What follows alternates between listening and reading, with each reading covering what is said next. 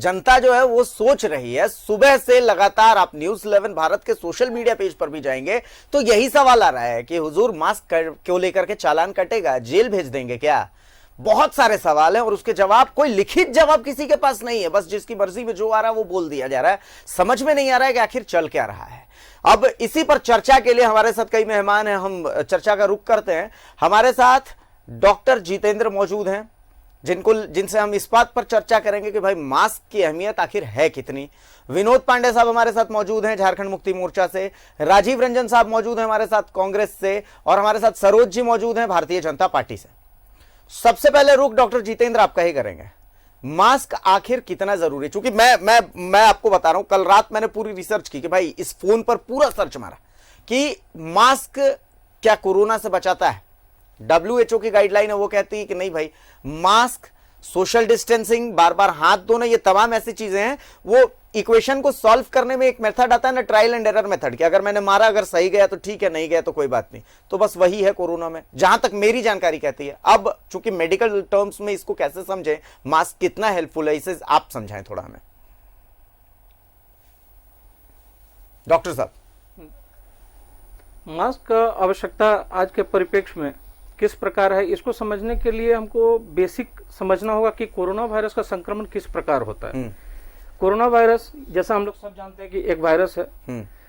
Corona virus का size जो होता है वो लगभग 90 से 160 नैनोमीटर होता है, और जो मास्क का साइज होता है वो लगभग 300 नैनोमीटर के आसपास होता है। तो बहुत लोग को भ्रांति भी होती है कि ये 90 से 160 नैनोमीटर है, ये छोटा है, और मास्क का पूर्ण साइज, जैसे N95 के बारे में जिक्र कर रहे हैं, उसमें वो प्रवेश कर जाएगा और संक्रमण बचाएगा नहीं।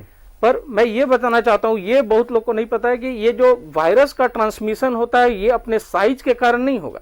वायरस का ट्रांसमिशन हमेशा ड्रॉपलेट के माध्यम से होता है। ड्रॉपलेट वह ड्रॉप है, वो बूंद है जो हमारे छींक के माध्यम से, खांसी के माध्यम से निकलता है। और ड्रॉपलेट का साइज जो होता है वो काफी बड़ा होता है, 500 नैनोमीटर से काफी बड़ा, इवन इफ मतलब 1000 नैनोमीटर से बड़ा। तो ये मास्क का जो छिद्र है 300 नैनोमीटर या 500 नैनोमीटर, तो वो हम लोग को उस ड्रॉपलेट से बचाता है जिसमें वायरस ट्रांसमिट होता है। इसलिए बहुत लोगों को कंफ्यूजन रहता है कि वायरस का साइज छोटा है, मास्क का साइज बड़ा है, पर वायरस प्रवेश नहीं करता है, क्योंकि हवा से जो ट्रांसमिशन होता है उसको एरोजोल ट्रांसमिशन कहते हैं। कोरोना वायरस का एरोजोल ट्रांसमिशन की पुष्टि अभी नहीं हुई है। अभी तक जो वर्तमान में सिद्ध हुआ है वो कोरोना वायरस का ट्रांसमिशन ड्रॉपलेट के माध्यम से होता है। ये बहुत महत्वपूर्ण है हम लोग को समझना, तब समझ में आएगा कि मास्क का प्रयोग करना है या नहीं करना है, या किन परिस्थितियों में करना है। तो कोरोना वायरस का ट्रांसमिशन ड्रॉपलेट माध्यम से होता है। ड्रॉपलेट का साइज काफी बड़ा होता है, मास्क के छिद्र से 1000 नैनोमीटर तक होता है, इसलिए हमको ये वायरस से बचाएगा। इनफैक्ट ड्रॉपलेट से बचाएगा जिसमें वायरस जाता है। मतलब इसको आसान शब्द में ऐसे समझे कि मेरे सामने कोई आदमी बैठा, अगर वो छींक दिया वो कोरोना पॉजिटिव है, तो ड्रॉपलेट्स के माध्यम से। मैं उसी पर आ रहा हूँ, इसलिए ड्रॉपलेट का कंसेप्ट ला रहा हूँ कि अब मास्क किससे बचाया आपको। मास्क हवा में व्याप्त कोरोना वायरस से नहीं बचाता, और हवा से कोरोना वायरस एरोजोल के माध्यम से आता भी नहीं एक दूसरे से। तो हमको बचाता है ड्रॉपलेट से। और ड्रॉपलेट पैदा कहां से होता है? ड्रॉपलेट तब पैदा होता है जब कोई संक्रमित व्यक्ति छींकेगा या खांसेगा, या उसके नाक से या मुंह से किसी प्रकार का जो श्रवण है वो किसी स्वस्थ आदमी में या अस्वस्थ आदमी में जाता है। तो कहने का मतलब कि ये मास्क जो है ये एक बैरियर है जो कि ड्रॉपलेट का जो चेन है उसको तोड़ता है। अब आपका जैसे सवाल था कि मास्क किस प्रकार से उपयोगी है या ना है, पर अगर हम इस खाली रूम में बैठे हैं या हम मॉर्निंग वॉक के लिए निकले हैं हवा में, जैसा मैं बार बार बता रहा हूं कि एरोजोल ट्रांसमिशन की पुष्टि नहीं हुई है, इसलिए हवा में जब वो ट्रांसमिट करेगा नहीं, इसलिए उस समय मास्क का प्रयोग करना एक तरह से दुरुपयोग है, मैं मानूंगा, क्योंकि आपका ऑक्सीजन सेचुरेशन भी कम होगा। मैं अक्सर देखता हूं कि मास्क पहन के लोग मॉर्निंग में जॉगिंग करते हैं, जो कि बिल्कुल निरर्थक है, नहीं करना चाहिए। उससे आपका हार्ट पे असर पड़ेगा, ऑक्सीजन सेचुरेशन कम होगा। अगर आप खुले में जॉगिंग कर रहे हैं, एक्सरसाइज कर रहे हैं, वॉक कर रहे हैं, या आप अकेले रूम में भी काम कर रहे हैं, तो there is no need of mask. आपको मास्क लगाने का कोई आवश्यकता नहीं, क्योंकि हवा से तो ट्रांसमिशन होगा नहीं। कभी भी कोरोना वायरस का संक्रमण के लिए एक संक्रमित व्यक्ति का जरूरी है, और उस व्यक्ति का एक निर्धारित दूरी में रहना जरूरी है, और उस व्यक्ति का उस ड्रॉपलेट के माध्यम से छींकना जरूरी है। तो सबसे महत्वपूर्ण मैं कहूंगा मास्क पहनना, मैं दोनों बात बता रहा हूँ, मास्क कहाँ पहनना है और कहाँ नहीं पहनना है। हमेशा ये लोग बोलते हैं मास्क पहनना है, पर कहाँ पहनना है और कैसे पहनना है। मास्क पहनने से ज्यादा जरूरी है आप ये जानिए कि कहाँ पहने, कब पहने और कैसे पहने। सबसे सर्वप्रथम कि मास्क वहां पहने जहां भीड़ भाड़ बहुत ज्यादा हो, क्योंकि आपको पता नहीं होता है कि कौन व्यक्ति संक्रमित है, कौन व्यक्ति संक्रमित नहीं है, या संक्रमित है तो किस बीमारी से। मास्क ऐसा नहीं है, अगर आप भीड़ भाड़ जगह में मास्क पहनते हैं तो कोरोना के अलावा और अन्य बीमारियां हैं, जैसे माइकोबैक्टीरियम ट्यूबरकुलोसिस जो टीबी का कीटाणु, उससे आपका रक्षा होगा, या बहुत सारा संक्रमित वायरस है जैसे राइनो वायरस या रिस्पिरेटरी सिंसिटियल वायरस, बहुत तरह का बीमारी, क्योंकि सब तो ड्रॉपलेट माध्यम से होता है, तो वहां पे आपको निश्चित रूप से ये सुरक्षा प्रदान करेगी। पर जैसे अगर आप हॉस्पिटल में जा रहे हैं, वैसे तो मैं कहूंगा कि हॉस्पिटल में ना जाएं अगर जरूरत ना हो, पर हॉस्पिटल में जाएं तो जरूर मास्क पहने, क्योंकि वहां भी आपको नहीं पता होता कि कौन व्यक्ति संक्रमित। अच्छा, तो मतलब ऐसी जगहों पर अगर आप जाएं तो वहां पर बिल्कुल भीड़ भाड़ वाली जगह आप कहाँ नहीं पहने। कभी भी मॉर्निंग वॉक करते समय मास्क ना पहने, खुला जगह में, एक्सरसाइज करते समय पार्क में, अगर बहुत भीड़ भाड़ है तब तो पहने, अगर भीड़ भाड़ नहीं है कोशिश नहीं करिए एक्सरसाइज करना, भीड़ भाड़ जगह में नहीं करे, छत पे करे या खाली जगह में करे तो वहां ना पहने। साइकिल चलाते समय भी मैं देखता हूं कि मास्क लोग पहनते हैं, वहां भी मास्क का कोई जरूरत नहीं। कार में या बाइक में अकेले गाड़ी चला रहे हैं तो भी मास्क का जरूरत नहीं है। ठीक है, आप जो शौकिया मास्क होता है जो पॉल्यूशन से कंट्रोल करता है आप यूज कर सकते हैं, तो वहां पे मास्क का कोई जरूरत। अकेले रूम में बैठकर अगर कंप्यूटर पे काम कर रहे हैं या अकेले काम कर रहे हैं वहां भी मास्क नहीं। हाँ, अब ये भी बता दिए कि मास्क कहाँ पहनना है कहाँ नहीं पहनना है। अगर आप पूछिए कि दो व्यक्ति जो संक्रमित है और जो हेल्दी है, दोनों में नैतिक जिम्मेदारी लेते हुए जो संक्रमित है उसको मास्क पहनना चाहिए। अच्छा, ये संक्रमित का पहनना ज्यादा जरूरी है। कभी भी ऐसा नहीं कि कोरोना वायरस है तभी मास्क का कंसेप्ट है। मास्क का कंसेप्ट हमेशा से हमारे मेडिकल फील्ड्स में हम लोग अपने पेशेंट्स को बताते हैं।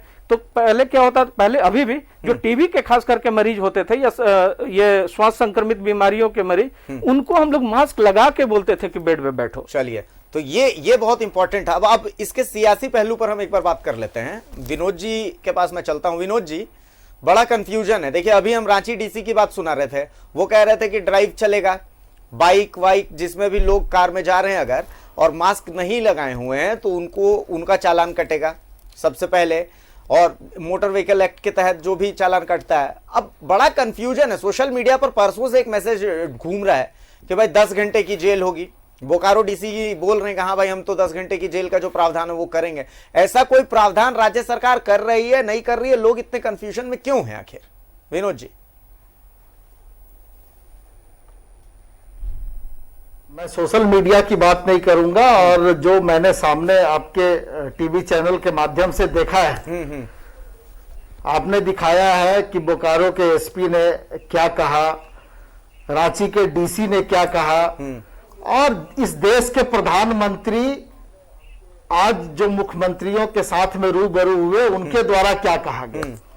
सवाल यह है कि ये जो संक्रमण है, ये जो महामारी है, ये फिर से अपना पैर फैला रहा है पूरे राज्य में ही नहीं, पूरे देश और दुनिया में।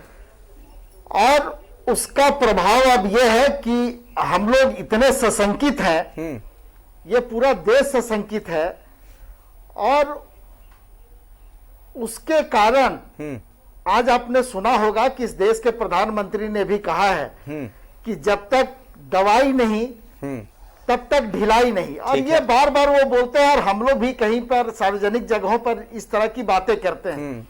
लेकिन अभी डॉक्टर जितेंद्र ने जिस तरह से काफी विस्तार में मास्क के बारे में बताया, ये बहुत अच्छी बात है कि लोगों को यह जानकारी होनी चाहिए जी कि हमको कहाँ मास्क पहनना है, कैसे पहनना है। लेकिन जहां तक शासन और प्रशासन की बात है, तो प्रशासन जो माहौल है इस राज्य में, उसके हिसाब से वो लोगों के अंदर में एक इस बीमारी को लेकर के जो सोच है जी, काफी लोग ऐसे हैं। अभी आप देख लें कि हम लोग डिबेट में जितने लोग बैठे हुए हैं जी जी, आपको छोड़ करके हम लोग चारों लोग मास्क पहन करके बैठे हुए हैं जी। तो इसके पीछे कारण ये है जी कि हम अपना बचाव कर रहे हैं, और अपने साथ साथ हम अपने सामने वाले यानी आपके चैनल के जो लोग यहाँ पर हैं जी जी, उनका भी बचाव कर रहे हैं। तो कहने का मतलब स्पष्ट है अभिषेक जी कि लोगों के मन में ये बात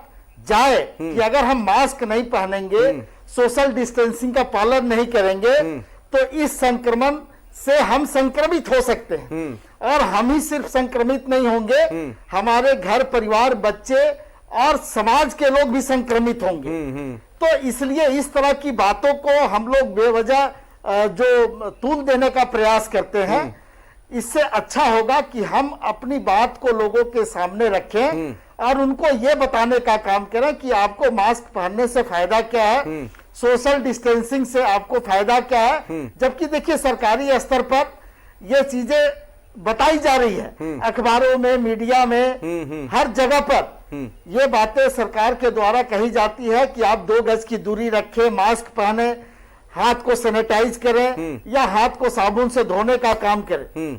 उसके बावजूद भी आप देखेंगे कि लोग मास्क पहनते हैं तो मास्क को गले में लटकाते हैं जी। अगर गले में लटकाने के लिए मास्क है तो हमको लगता है कि फिर उनका तो भगवान ही मालिक है।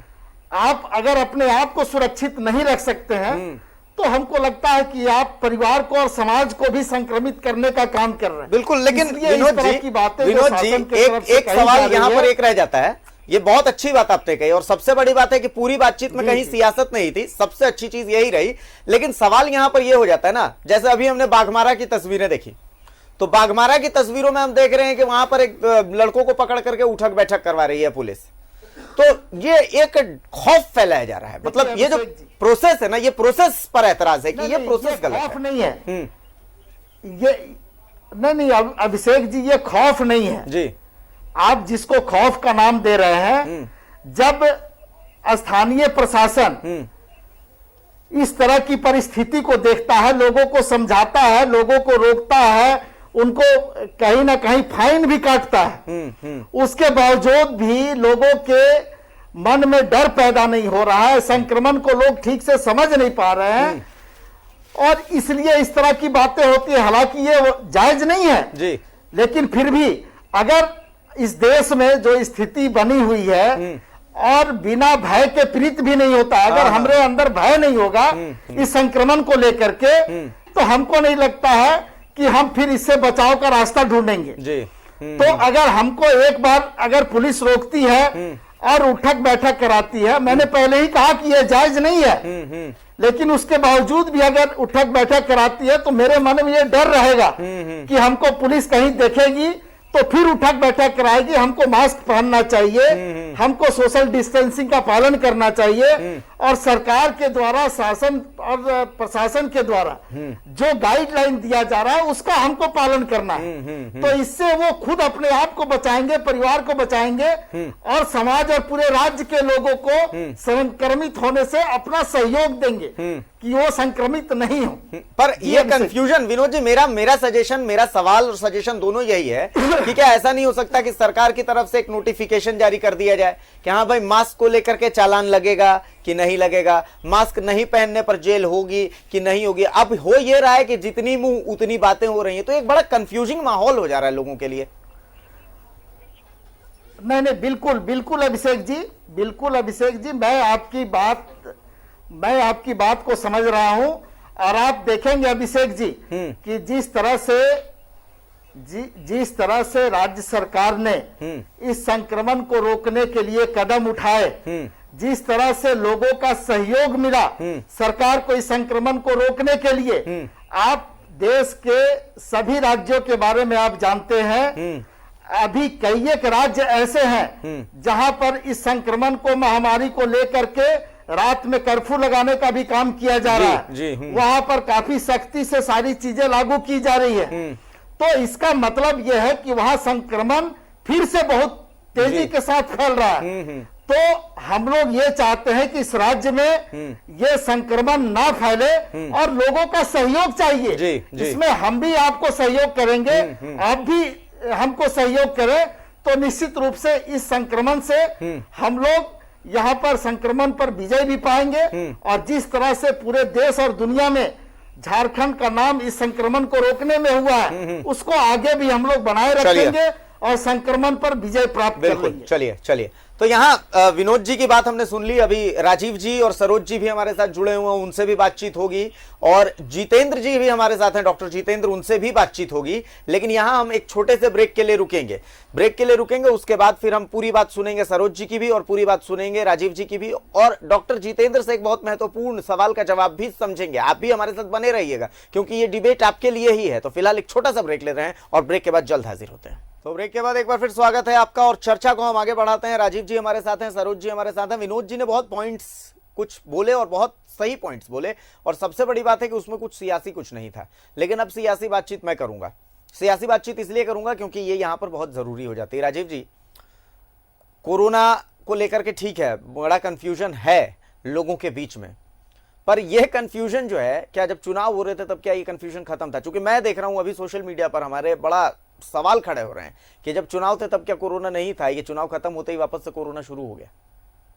देखिए, निश्चित रूप से मैं आपके सवाल को कहीं से भी नकार नहीं रहा हूँ। पिछले कुछ दिनों से लगातार जब से अनलॉक की प्रक्रिया शुरू हुई है, अनलॉक 1, अनलॉक 2, अनलॉक 3, अनलॉक 4, लोगों के मन में एक जो शुरुआती दौर में कोरोना के खौफ था या भय का वातावरण जो था, वो पूरी तरह से अब निकलता चला गया। खास करके आयोजन भी होते रहे छोटे बड़े, मैं इसको नकार भी नहीं रहा हूँ। चुनाव हुए, अन्य कई कार्यक्रम हुए, और इसमें कोई दल भी अछूता नहीं है। जब चुनाव होते हैं तो सभी दल चुनावी मैदान में उतरते हैं, और कमोबेश सबकी जो सभाएं होती है उसमें उसी प्रकार की भीड़ होती है, बैठकें होती है, उसमें उसी प्रकार का वातावरण रहता है।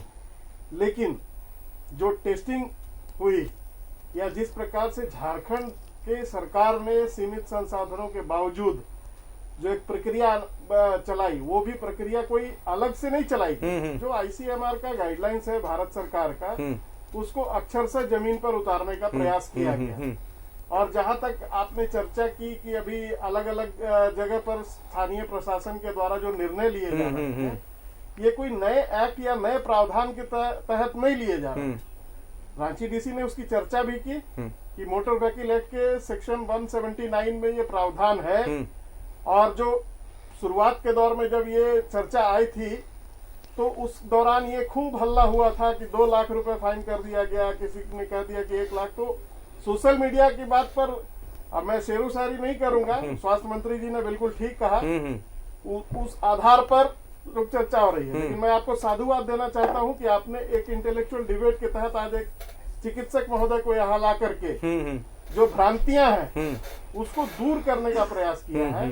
कहीं ना कहीं हम सबों का ये दायित्व हो जाता है कि इस प्रकार के प्रयास से हम जनता को सजग करें और सतर्क करें, तभी हम सभी के सहयोग से जो झारखंड ने ये सफलता पाई है कि 96% हम रिकवरी रेट हासिल कर पाए हैं, और जो हमारा संक्रमण का दायरा है वो बिल्कुल अन्य राज्यों की अपेक्षा वो भी कम रहा। बिल्कुल। और अभी आप देखें कि दिल्ली में जो हालात बन पड़े, वहां तो टीवी चैनल्स में चल रहा है कि मुंह दुखाई 2000 रुपया लगाई। तो यहाँ तो प्रशासन एक खौफ बनाने के लिए ये निर्णय लिया गया। फिर जेल की भी चर्चा हो रही है, तो अलग अलग स्तर पर कहीं स्थायी जेल नहीं, अस्थायी जेल, तो जस्ट फॉर उनका एक जन जागरण का ही इसको पार्ट समझ सकते हैं हम, कि लोगों के मन में जो खौफ हो गया, एक प्रकार के कई प्रकार की बातें ये चुनौती के रूप में भी सरकार के अगेंस्ट में, सरकार के निर्णय के प्रतिकूल लोगों के दिलो दिमाग में भी कुछ बातें डाली जाती कि सरकार का ये निर्णय गलत है। क्या चुनाव हो रहा था तो वहाँ कोरोना नहीं था, वहाँ सभा हो रहा था तो नहीं था।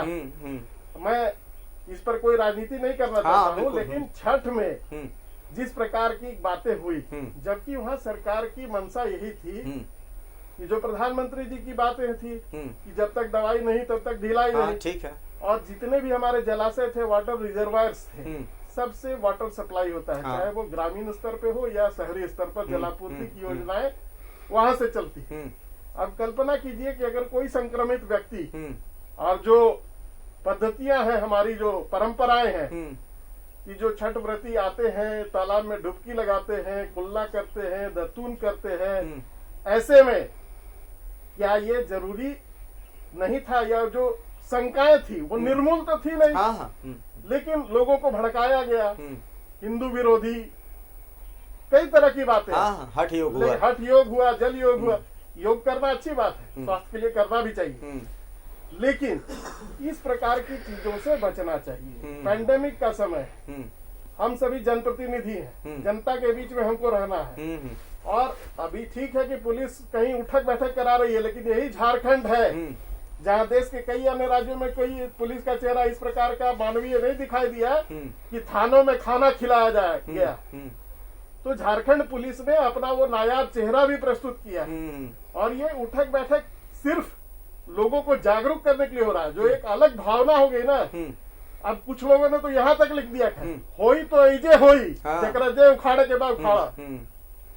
तो इस प्रकार की बातें, इसको बलवती कौन करता है, इसको भी देखना होगा। तो मेरा यही विनम्र निवेदन होगा कि जो आईसीएमआर का गाइडलाइंस है, ठीक है, डॉक्टर साहब ने जो भ्रांतियां दूर की, मैं उसको किसी तरह से नकार नहीं रहा हूं, लेकिन सजगता और सतर्कता बनाए रखने की आवश्यकता है। हम सजग रहेंगे, सतर्क रहेंगे, तो निश्चित रूप से जो भयावह स्थिति अन्य राज्यों में हुई है, जो रात्रि कर्फ्यू और अन्य चीजों के स्टेप लिए जा रहे हैं, उससे कम से कम झारखंड में बचा जाए। बिल्कुल, मतलब दर्शकों को मैं ये बात बता दूं, ये क्लियर कर दूं कि हम कतई नहीं कह रहे कि आप मास्क मत पहनिए, मास्क पहनिए, क्योंकि मास्क ही आपकी सुरक्षा है।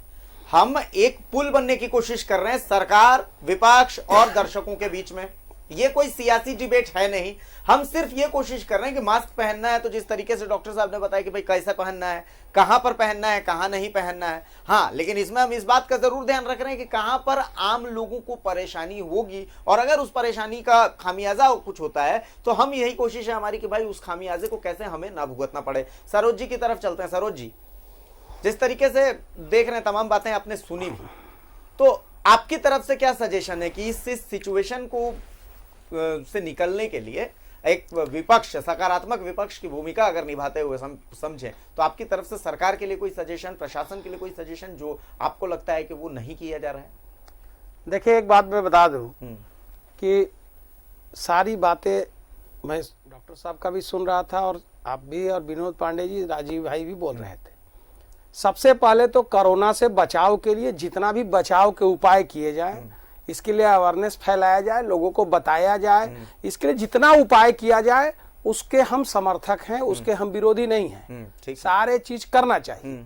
लेकिन एक चीज मैं जरा चर्चा में ये बता दूं, राजीव भाई इशारे में सब कह गए, बोले सियासत की बात नहीं करेंगे, सियासत की बात मैं भी नहीं करूंगा। लेकिन आपने प्रश्न किया, और प्रश्न सरकार के दो पार्टी के लोग बैठे हुए हैं, विनोद भाई भी बैठे हुए हैं और राजीव जी भी हैं, लेकिन आपके प्रश्न का जवाब ना विनोद भाई भी पूरा 5 मिनट में गोल गोल कर गए, और राजीव भाई भी गोल गोल घुमा गए। सवाल है कि सरकार, आपका सवाल यही था, आप ही के सवाल को मैं फिर दोहरा दे रहा हूं कि सरकार ने मास्क लगाने, अब जैसे डॉक्टर साहब ने पूरा विस्तार से सारी बातों को बताया, तो आपने भी कहा, इन्होंने भी कहा कि डॉक्टर साहब बताए हैं, सब लोग को समझना चाहिए, सीखना चाहिए। चैनल में जो लोग देख रहे होंगे समझ भी रहे होंगे, और हम भी समझे हैं, हम भी बहुत कुछ सीखे आज, और बहुत लोग ने सीखा होगा जो देख रहे होंगे। तो क्या सरकार, डॉक्टर साहब सरकार को नहीं, सरकार के पास डॉक्टर नहीं, क्या डॉक्टर साहब सरकार को नहीं सिखाए हैं कि क्या करना चाहिए, क्या करना नहीं चाहिए? अब एसपी साहब का बयान कुछ है, डीसी कुछ बोल रहे हैं, मंत्री महोदय कुछ बोल रहे हैं। आपने कहा कि भाई मास्क को लेकर के कोई गाइडलाइन है क्या, मास्क को लेकर के कुछ है क्या? तो कोई बता नहीं रहे कि मास्क को लेकर के क्या गाइडलाइन है, मास्क को लेकर के क्या करना है, नहीं करना है। अब कोई कह रहे हैं कि मोटर व्हीकल एक्ट में है, तो मोटर व्हीकल एक्ट में है तो जो मोटर से साइकिल से चलेगा वो मास्क लगा करके, तो उसको मास्क पकड़ के फाइन करिएगा। जो किनारे से पैदल चलेगा वो कोरोना नहीं फैलाएगा। और डॉक्टर साहब ने तो कहा कि साइकिल से, मोटरसाइकिल से जो चलेंगे तो उनको जरूरत भी नहीं है, अकेले जो चलेंगे। कहने का मतलब यह है कि अब जो हालत है, तो जिस तरह से कंफ्यूजन है, तो मैं चाहता हूं कि सरकार का कंफ्यूजन को दूर करे कि भाई मास्क के लिए क्या है, नहीं। अब एक बार अखबारों में आ गया, अभी कह रहे हैं लोग हल्ला उड़ा दिया, अरे भैया अखबारों में छपा, सरकार ने कहा कि 1 लाख रुपया फाइन करेंगे। सरकार की तरफ से कहां कोई बयान? सरकार की तरफ अखबार में ऐसे ही छप गए, अखबार में ऐसे ही छप गया यही तो मैं समझना चाह रहा हूं। हाँ तो वही सरकार तो की ये तरफ से, समझाएंगे ना, सरकार तो की वही तरफ से मैं भी आपने किसी का बयान सुना क्या? सुनिए ना अभिषेक जी, तो हम भी यही समझना वही चाह रहे हैं। सवाल यही है। हाँ तो दोनों लोग ये समझा देना कि क्या गाइडलाइन है, मास्क को लेकर के फाइन करना है नहीं करना है, केवल मोटरसाइकिल वाले को ही चेक करेंगे क्या डीसी साहब, जो रोड के किनारे चलेंगे उनको नहीं करेंगे क्या? तो ये सब कंफ्यूजन के बारे में दोनों लोग बताएं। दोनों लोग कुछ बोलना चाह रहे हैं। हाँ, बताएं, बताएं। चलिए विनोद हाथ जी, उठा रहे थे पहले इस वक्त। विनोद जी के पास चल लेते हैं, फिर राजीव जी आपके पास भी आएंगे। विनोद जी, देखिए अभिषेक जी, हम लोगों ने पहले ही कहा और मैंने तो राजनीति पे बात ही नहीं की। जी जी जी। लेकिन जिस तरह से बातें अब आ रही है तो हमको लगता है कि कुछ उसका जवाब भी देना चाहिए। मैं उन सब बातों की चर्चा नहीं करूंगा जो पिछले दिनों छठ के समय में देखा गया, उससे पहले देखा गया। इस देश के प्रधानमंत्री ने जब ये संक्रमण प्रारंभ हुआ तो उनके अदूरदर्शी सोच ने देश को कहां पहुंचाया और इस राज्य को कहां पहुंचाया, ये देश की या राज्य की जनता देख रही है। लेकिन अब सवाल है कि गाइडलाइन का, जहां तक मास्क की बात है, 2 गज दूरी की बात है, चलिए मान लीजिए कि सरकार ने कोई गाइडलाइन नहीं जारी की, आईसीएमआर ने जो गाइडलाइन जारी किया, इस देश के प्रधानमंत्री लगातार मीडिया के सामने आकर के, अखबारों में, सोशल मीडिया पर लगातार बोलते रहते हैं, गला फाड़ते रहते हैं, घंटों घंटों का समय वो लोगों का लेते हैं और हर समय ये बातें बोलते हैं। सबके मोबाइल फोन में रिंगटोन है। तो ये कोई गाइडलाइन है क्या? ये आपको और हमको समझने की आवश्यकता है।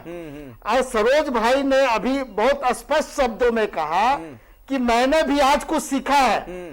तो मैं तो चाहूंगा कि इसके सीखने का कोई उम्र नहीं होता, हर कोई जगह नहीं होता है। सरोज जी, मैं भी कुछ सीखा हूं डॉक्टर साहब से और मैं चाहूंगा कि आप भी कुछ सीखिए और इसका लाभ लोगों को, इस राज्य के लोगों को मिले, हमारे घर परिवार के लोगों को मिले, समाज के लोगों को मिले। इसकी चिंता की जाए, इसकी चिंता ना की जाए कि सरकार ने क्या गाइडलाइन जारी किया और प्रशासन और शासन ने क्या गाइडलाइन जारी किया। आप कोरोना को, जहां तक बात है अवेयरनेस फैलाने की, अभिषेक जी, अवेयरनेस फैलाने की जहां तक बात है, तो इस देश में कोई ऐसा आदमी नहीं होगा जो कोरोना के बारे में नहीं जान रहा होगा। सही बात है। और उससे बचाव का अगर उसको हम सुझाव देते हैं तो हमको लगता है कि हम उसको कहीं ना कहीं मदद कर रहे हैं। तो इसको सरकार के तरफ से या व्यक्तिगत तौर पे मैं आपसे निवेदन करूंगा कि हम लोग एक दूसरे को सहयोग करें और इस महामारी पर हम काबू पाए, विजय प्राप्त करें, यही मैं कहना चाहता हूं। चलिए राजीव जी, देखिए गाइडलाइन की चर्चा हो रही है। प्रारंभ से ही, जब से कोरोना संकट के दौर से हम गुजरना शुरू किए, तब से राज्य सरकार के द्वारा ये एहतियातन ऐलान कर दिया गया कि केंद्र सरकार के आईसीएमआर के गाइडलाइन को ही हम अक्षरशः इस राज्य में लागू करेंगे। हम कोई उसमें फेरबदल या रद्द-बदल नहीं करेंगे। ठीक है। तो भारत सरकार का जो प्रचार आता है, अभी ठीक ही कहा विनोद भाई ने कि प्रधानमंत्री जी लगातार या अन्य जो भी मंत्री हैं, आपके टेलीफोन के रिंगटोन्स की आप चर्चा कर रहे हैं, सारे चीजों में इस बात की बात आ रही है कि जब तक दवाई नहीं तब तक ढिलाई नहीं, 2 गज दूरी, मास्क है जरूरी। ये कोई झारखंड सरकार का तो है नहीं। सवाल ये है कि मास्क के ऊपर जो राजनीति शुरू हुई उस समय फाइन की, तो बिल को पढ़ना नहीं है, कानून जो लाया गया उसको पढ़ना नहीं है। वो न्यूनतम और अधिकतम जो लगातार कानून का उल्लंघन करने वाले लोग आदतन हो जाते हैं, ऐसे लोगों पर अधिकतम फाइन की सीमा उसको रखी गई थी। ये नहीं था कि वो यूज टू हो गया कि 1 लाख रुपया फाइन लगा दिया जाएगा, लेकिन उसको हाय तौबा मचा करके इस प्रकार से लोगों को भरमाने का प्रयास किया गया कि 1 लाख रुपया फाइन लग जा रहा है। दिल्ली में तो अभी मैंने कहा कि यहाँ तो 500 रुपया अभी काटने का ऐलान किया किसी जिले में प्रशासन ने। दिल्ली में तो मुंह दिखाई है जरूरी, 2000 रुपया का चालान भी है जरूरी। नहीं मान लिया, मैं अलग अलग स्थानों में। और सवाल ये है ना राजीव जी कि देखिए, फाइन अगर लगेगा तो बाकायदा या तो स्वास्थ्य विभाग की तरफ से नोटिफिकेशन आएगा या डीसी अपने जिले के लिए नोटिफिकेशन जारी करेंगे। खाली मौखिक आदेश यहीं पर थोड़ी भ्रांति मैं आपकी भी दूर कर देता हूँ। जो एक्ट में प्रावधान होते हैं उसमें जो दंड का स्वरूप है वो पहले से तय है। हम कोई पिछली सरकार के द्वारा हर चीज को लागू करने के लिए संवैधानिक प्रावधान का नया स्वरूप ला करके, नए एक्ट का निर्धारण हम करके, नए गाइडलाइन की अपेक्षा या उसका निर्धारण करने वाले लोग नहीं है, लेकिन जो एक्ट में ही प्रावधान है, हम उसके अनुरूप उसका अनुपालन करवा रहे हैं और सजगता भी बरतवा रहे हैं, सतर्कता भी बरतवा रहे हैं। उसी का परिणाम है ये कि आज झारखंड अन्य राज्यों से बेहतर स्थिति में डॉक्टर साहब बहुत देर से बैठे हैं, उनसे बातचीत नहीं हो पा रही, जबकि मुझे लग रहा है कि सबसे ज्यादा अभी हमें उन्हें ही सुनने की जरूरत है। तो एक बार सरोज जी के पास आ जाते हैं। सरोज जी, कम शब्दों में आप अपनी प्रतिक्रिया देते हैं। देखिए, फिर मैं कह रहा हूं, फिर ये लोग ये राजनीति की तो बात मैंने नहीं की, राजनीति की ये दोनों लोग कर रहे हैं, विनोद भाई भी और ये। हमने केवल इतना ही पूछा जो आज आपका ये है कि आपका क्या गाइडलाइन है। आप देखिए, फिर भी नहीं तब सुनिए ना, तो आपके एक मिनट जरा सुन लीजिए ना। आप क्या गाइडलाइन बोल रहे हैं? आपका डीसी कुछ बोल रहे हैं, आपका मिनिस्टर बोल रहे हैं, इसकी जरूरत ही नहीं है। आप कह रहे, सुनिए पहले बात को सुन लीजिए, आप कह रहे मोटर व्हीकल एक्ट में प्रावधान बना हुआ है, तो क्या फिर रोड पर जो मोटरसाइकिल से चलेंगे उन्हीं को पकड़िएगा और जो रोड पर चलेंगे उनको नहीं पकड़िएगा?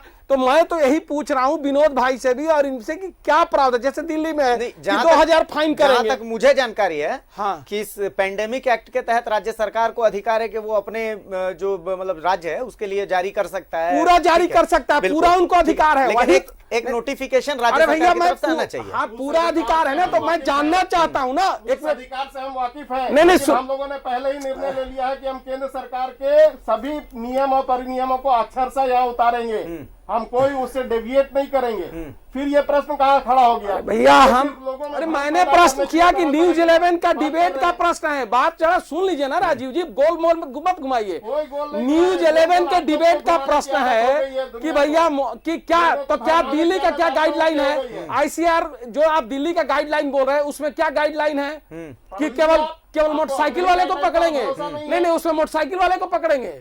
आप पढ़िए तो सही, कि उठक बैठक कराएंगे, पकड़ने से ऐतराज नहीं है, पकड़िए। आप वही तो मैं जानना चाह रहा हूं, गाइडलाइन क्या है? ना, पकड़ने से ऐतराज नहीं है, पकड़िए, वो कोई बात नहीं। आप सब करिए, आप जो हमको कोई सवाल को कंफ्यूजन को लेकर के, उस कंफ्यूजन को कैसे क्लियर किया जाए? वही तो मैं उसी का डिबेट का मास्क तो पहनना ही है, जिसको अभी तक ये लोग नहीं बता रहे हैं। मास्क तो पहनना ही है, मास्क तो पहनना जरूरी है। हम कहाँ करें मास्क मत पहनिए, हम कहाँ करें फाइन मत लगाइए, हम कहाँ कुछ करें? हम करें क्या गाइडलाइन है आप लोग बताइए।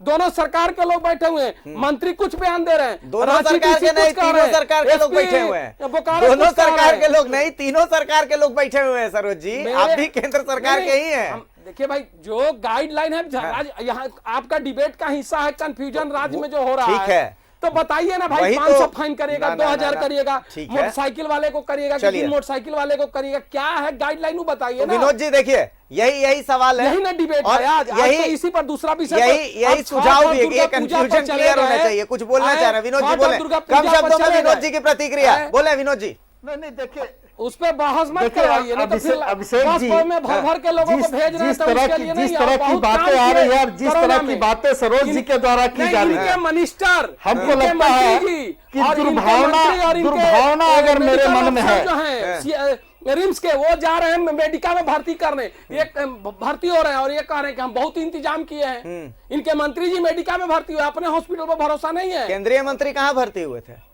केंद्रीय मंत्री इनके हॉस्पिटल में भरोसा नहीं होगा तो गए होंगे, लेकिन यहाँ इनके अपने मंत्री कहाँ गए थे? सरोज जी, इनके अपने मंत्री, सरोज जी, अगर राजनीतिक बात होगी, इन सब चीजों पर बात चाहिए। सरोज चलिए मेरी बात, सबसे जिम्मेवार चलिए डॉक्टर साहब, मैं डॉक्टर साहब के पास आऊंगा, मैं डॉक्टर साहब के पास आऊंगा, मैं डॉक्टर साहब के पास आऊंगा। सरोज जी, डॉक्टर साहब के पास आऊंगा। इन सब बातों पर मत जाइए कि किसने क्या किया नहीं किया, अभी इसकी डिबेट ही नहीं है ये कि किसने क्या किया नहीं किया। ठीक है, छोड़िए ना आप, चलिए मैं डॉक्टर साहब के पास आऊंगा, मैं डॉक्टर साहब के पास आऊंगा। डिबेट को आप डाइवर्ट मत कीजिए, डिबेट हो रहा है, डॉक्टर जी इस तरह की बातें आपके द्वारा की जाएगी तो फिर देश के प्रधानमंत्री के ऊपर भी सवाल उठेगा और इस देश डॉक्टर जितेंद्र के प्रधानमंत्री और गृह मंत्री के ऊपर भी सवाल उठेगा। अच्छा सा एक सवाल मुझसे किसी ने पूछा, सरोज जी, बहुत अच्छा इसलिए दौर में आपको इसलिए बता इन दूं, सब मैं यहाँ बातों गाँव को में आप रहता रहने हूं, दें, तो मैं वहां पर इन भी सब देखता हूं बातों को रहने कि दें। कितने लोग जब आपके कोरोना फैला था तब की आपके बात देश बता के रहा हूं, गृह मंत्री कितने ने ही ऐसे कहा ग्रामीण था, थे जिन्हें कोरोना हुआ और और घर में ही उसी वो ठीक भी हॉस्पिटल हो में जो गए। ना नेहरू जी उन्हें के एडमिट द्वारा होने की बनाया गया जरूरत था, पड़ी, ना उसमें वो किसी भर्ती चीज की। होते हैं। अच्छा, और एक बार वहाँ सवाल का उठा इलाज है, होता है चाय वाले सरोज ने जी। पूछ लिया एम्स में। कि भाई किसी भीख मांगने एम्स वाले में को गए थे कोरोना क्यों विनोद नहीं हुआ, भाई, उसकी एम्स मौत में गए कोरोना थे। से क्यों नहीं हुई, सड़क पर जो पागल घूमते हैं उनकी कोरोना से मौत क्यों नहीं हुई, वो तो ना मास्क लगाते हैं ना सैनिटाइजर का इस्तेमाल करते हैं। तो इन सब सवालों के जवाब, चूंकि देखिए कोरोना ऐसा है जिसके बारे में बहुत कुछ समझ में नहीं आ रहा है, तो ऐसे सवालों के जवाब है जो कि मन में एक व्यथा पैदा करते हैं कि भाई अब क्या करना है। नहीं नहीं, मास्क पहनना है, सरोज जी को नहीं थोड़ा पहनना। ज्यादा ही समझ में आ गया है। अभी डॉक्टर उनसे साहब, सिर्फ इसका इतना कैसे सवाल जवाब करूंगा किसे समझे? कि आप जो है मास्क पहन करके बैठे हैं, उसके पीछे कारण क्या है ये बता दीजिए आप। देखिए विनोद भाई, एक बात मैं बता दूं, हम कहीं अच्छा। कभी नहीं कहा कि मास्क ना, मत ना। पहनिए, आप गाइडलाइन मत जारी करें। हम तो ये आपसे पूछ रहे हैं कि आपका गाइडलाइन क्या है वो बता दीजिए। चलिए हो गया ना, हम उसके आपके विरोधी नहीं है, हम उसके डॉक्टर समर्थक साहब से हैं। एक बार जवाब ले लेने देखिए, दीजिए, सरोज जी, बताइए, आप डॉक्टर साहब से बात जवाब ले लेने निकालेंगे दीजिए ना, मुझे। डॉक्टर तो साहब से आपको जवाब ले बहुत- लेने दीजिए, आपको डॉक्टर बहुत साहब से। परेशानी हो जाएगी। हाँ। और मैं नहीं चाहता हूं कि इस देश के प्रधानमंत्री और गृह मंत्री के ऊपर अभी कोई टिप्पणी करूं। ना ना, नहीं करना है विनोद जी, नहीं करना है अभी फिलहाल, नहीं करना अभी फिलहाल। हम लोग बस एक मैसेज देना चाहते हैं जनता को तो कि भाई, इसीलिए मैं नहीं कर रहा हूं। जी जी बिल्कुल बिल्कुल जी डॉक्टर बिल्कुल, साहब, डॉक्टर हम लोग डॉक्टर साहब की बात को सुने, जी, जी। डॉक्टर साहब की बात को सुने तो ज्यादा बेहतर होगा। बस बस डॉक्टर साहब, आपके सवाल का जवाब देने के पहले मैं एक अपने न्यूज़ 11 के श्रोताओं को मैं यह बताना चाहूंगा या आह्वान करना चाहूंगा कि हमारे केंद्रीय सर्वोच्च मेडिकल संस्थान ICMR, Indian council of medical research, वो बहुत सारी गाइडलाइंस बनाती है इस कोरोना महामारी से संक्रमित जो है हमारा जो सिनेरियो है, देश है। तो ये तो समझना होगा हमें कि कोरोना वायरस का जो संक्रमण है ये पूरे देश के लिए, पूरे विश्व के लिए नया है। इसलिए जैसे चरणबद्ध तरीके से रिसर्च होता है, उसका स्टडी करते हैं हम लोग, ये एक दिन में रिसर्च नहीं होता है। तो इसका क्या प्रभाव, दुष्प्रभाव, किस प्रकार से इसका सुरक्षा किया जा सकता है या किस प्रकार से रोकथाम किया जा सकता है, जैसे आप देख रहे हैं वैक्सीन भी चरणबद्ध तरीके से बन रहा है। तो ये एक लॉन्ग टर्म प्रोसेस और रिसर्च प्रोसेस है, इसलिए गाइडलाइंस बनती हैं, गाइडलाइंस का बेहतरी के लिए सुधार भी होता है। और मैं फिर से कहूंगा कि एक चिकित्सक होने के नाते अपने मरीजों को और जितने भी पब्लिक्स हैं उनको ये कहूंगा कि ICMR का जो गाइडलाइंस है मॉडिफाई होता है, उसको हम लोग को अक्षर से अक्षर पालन करना है। और इससे भी ज्यादा जरूरी है कि जो कोई भी सरकार, केंद्र सरकार हो, राज्य सरकार हो, सब अपना बेस्ट चाहता है कि क्योंकि पब्लिक के लिए है। हम भी एज ए डॉक्टर्स या जितने भी समाज सेवी है, हम लोग का प्रमुख मुद्दा या प्रमुख मकसद है कि हमको इस महामारी से मिलजुल के लड़ना है। हाँ, और मैं सबसे बड़ा ये एक बहुत जिम्मेदारी से ये बात बताना चाहूंगा कि ये कोरोना वायरस का संक्रमण जो कोरोना वायरस से होता है उससे भी ज्यादा हमको भ्रांतियों से और इसके माध्यम से दुष्प्रचार जो होता है उससे लड़ना है। अगर हम उस भ्रांतियों और दुष्प्रचार से हम लोग जीत गए और हम लोग समग्र रूप से इसका जो अवेयरनेस है, सारी सरकार अवेयरनेस चाहती है, सारी सरकार चाहती है कि इसको जल्दी से कंट्रोल करे। और निश्चित रूप से वैश्विक पटल पे देखें तो हमारा देश बहुत अच्छे से कंट्रोल कर रहा है। हमारे डॉक्टर्स, हमारे समाज सेवी, जितने भी लोग हैं, हम लोग तटस्थ होकर कंट्रोल कर रहे हैं। अब क्या सवाल उठता है कि जो गाइडलाइंस आता है उसको हम लोग समझते हैं कि नहीं। ये हम चिकित्सकों का भी जिम्मेदारी है। मैं यहाँ बैठकर मंच पे बोलना चाहूंगा कि ये हम चिकित्सकों का भी जिम्मेदारी है, चूंकि टेक्निकल एक्सपर्ट हैं, तो वो गाइडलाइंस को किस तरह से हम लोग समझा पाते हैं। एक डॉक्टर होने के नाते हमको भी जो भी हमको मिलते हैं, हमारे हॉस्पिटल में मिले या लोग मिले, परिचित मिले, तो ज्यादा से ज्यादा इस गाइडलाइंस को समझाने का प्रयास करें। और अगर हमारा पब्लिक गाइडलाइन समझ जाए, उसको भी तो अपना जान से प्यार है, उसको भी तो कोरोना से बचना है, तो हम लोग का प्रमुख रूप से मुद्दा ये होना चाहिए कि हम लोग समझा पाए। और वो मतलब जैसे भी और टेक्निकल एक्सपर्ट के माध्यम से, समाजसेवी के माध्यम से, और भ्रांतियों, और ये भ्रांतियों से दूरी कैसे होगा जब हम लोग इस चीज को, कंसेप्ट को समझ ले कि कोरोना वायरस क्या चीज है। जैसे मास्क के बारे में बताएं, आपने पूछा कि जो रिक्शा वाला, ठेला वाला, तो ये टेक्निकल फैक्ट है, मैं बता देता हूं यहाँ पे।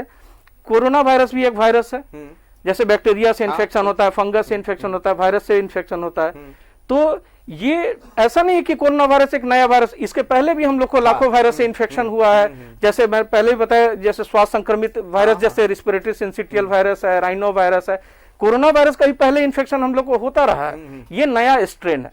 तो इसका मतलब ये नहीं कि जिसको होगा 134 करोड़ जनता है या जितने भी विश्व में लोग हैं सबको हो जाएगा, नहीं। ये कोई भी बैक्टीरिया, वायरस का जो संक्रमण हमारे शरीर में होता है, इन्फेक्शन होगा कि नहीं होगा, ये हमारे प्रतिरोधक क्षमता पर Immunity डिपेंड करता हमारी है, इम्यूनिटी पे। तो जो इम्यूनिटी, ऐसा नहीं है कि सबको हो जाएगा, 134 करोड़ में इन्फेक्शन हुआ सबको नहीं होगा, क्योंकि 99% लोग का संक्रमण शक्ति जो मजबूत है वो कोरोना वायरस को हरा देंगे। जिसका प्रतिरोधक क्षमता जिसका मजबूत है, जिन लोगों का, वो हरा देंगे। जिनका प्रतिरोधक क्षमता कमजोर है, वो चाहे कोई कोमोर्बिड कंडीशन जैसे डायबिटीज हुआ, हाइपरटेंशन हुआ, किसी प्रकार का कैंसर हुआ, या इम्यूनोसप्रेसिव ड्रग्स ले रहे हैं, कॉर्टिकोस्टेरॉइड्स ले रहे हैं, या किसी प्रकार के और भी बीमारी अगर किसी को है जिसके कारण उनका प्रतिरोधक क्षमता कमजोर हो गया है, तो उसमें वायरस कोरोना ही नहीं, कोई भी अन्य वायरस, टीबी भी सुनते हैं कि टीबी गरीबी का वायरस है, क्यों? उसमें प्रतिरोधक क्षमता कमजोर हो जाता है, खान पान का कमी हो जाता है, हाइजीन का कमी हो जाता है, तो टीबी हो जाता है। इसीलिए मैं कहूंगा कि सबसे पहले खान पान पर ध्यान देना है, मजबूत रहना है, स्वस्थ रहना है, योगा करना है और अपना प्रतिरोधक क्षमता को मजबूत रखना है। अगर प्रतिरोधक क्षमता मजबूत है तो आपको डरने का जरूरत नहीं। पर हाँ, फिर से मैं बोलूंगा, प्रतिबद्धता से आईसीएमआर द्वारा गाइडलाइन जो सरकार हमारा करता है उसको पालन करिए। जी चलिए, तो वक्त थोड़ा सा हमारे पास कम है, जिस कारण से हम आपकी पूरी बात जो है वो कंप्लीट होने से पहले मुझे आपको रोकना पड़ा, क्योंकि वक्त का तकाजा ये कहता है कि फिलहाल हमें विदा लेनी पड़ेगी। क्योंकि आप जैसी बातें बता रहे थे उन बातों को मैं भी सुनना चाहता हूं, बहुत सारी इंटरेस्टिंग बातें आप बता रहे थे, लेकिन अब कुल मिलाकर के इस डिबेट का सार यही निकलता है कि भैया मास्क पहनिए। अगर आप मास्क पहनिएगा तो पुलिस को जरूरत नहीं पड़ेगी कि आपकी उठक बैठक कराए, क्योंकि उठक बैठक इसलिए करनी पड़ रही है कि आप मास्क नहीं पहन रहे हैं, आप इन चीजों का ध्यान नहीं रख रहे हैं। तो थोड़ा सा ध्यान रखिए, अपनी सुरक्षा कीजिए, अपने परिवार की सुरक्षा कीजिए, और उनकी सुरक्षा आप ऐसे ही कर सकते हैं कि मास्क लगाइएगा, हाथ सैनिटाइज कीजिएगा, और जो गाइडलाइंस उन गाइडलाइंस को फॉलो कीजिएगा। जरूरत हो तो ही घर से बाहर निकलिए, बेजरूरत बाहर मत घूमिए। इन छोटी मोटी चीजों को अगर हम ध्यान में रख लें तो इस कोरोना की मजाल नहीं है कि हमसे वो भिड़ सके, और हम तो वैसे भी झारखंड है, उलगुलान की धरती है, ऐसों को पटक पटक के मारते हैं। चलिए फिलहाल मुझे इजाजत दीजिए, नमस्कार।